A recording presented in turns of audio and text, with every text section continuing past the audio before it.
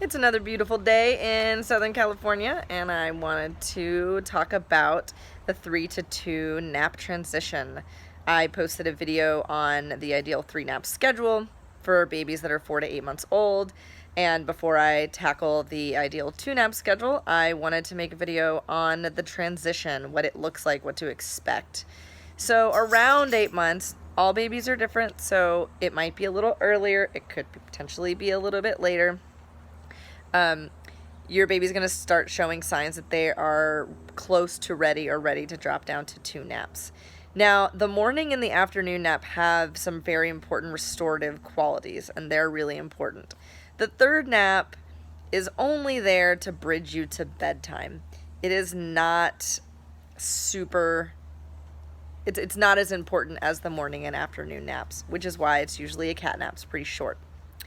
What you'll notice during the transition is that hopefully as they're getting older, as they're getting closer to 8 months, that morning nap is shifting closer to 9 a.m. and the afternoon nap is shifting closer to 1 p.m., which makes the cat nap or the 3rd nap, the bridge to bedtime, less crucial because their nap schedule is pushing a little bit later and their afternoon nap can start to get them closer to a reasonable bedtime. So you may notice that maybe their naps are getting longer. You're able to push their naps closer to 9 and 1 instead of 8:30 and noon. Maybe their naps are getting longer, fingers crossed. And so that nap slowly becomes less necessary.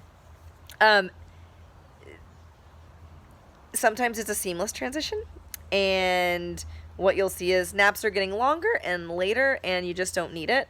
Other times, it would seem, based on your schedule, that they would need a 3rd nap, but they just start refusing it. They just won't go down for that 3rd nap. I always recommend to my clients that morning and afternoon naps happen in the crib, but the afternoon nap can happen in the car or a carrier. So if you're trying it in the crib and it's not working, go for a walk in the carrier, stroller, car, and see if they'll nap there. If they are skipping that 3rd nap, definitely do an early bedtime. And if they're skipping that 3rd nap consistently for a couple of weeks and they're close to 8 months, it's probably time to drop it.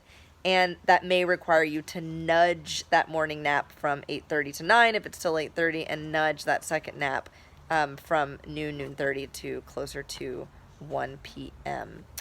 During any sort of nap transition, right before you transition, you may have a slightly later bedtime, and right after they drop a nap, you're probably going to need an early bedtime. So if they're napping at 9 and 1, but they're only napping for an hour at 1 o'clock and they're 8 months old, they're probably going to need a bedtime of 5:30 or 6 p.m., which is a challenge.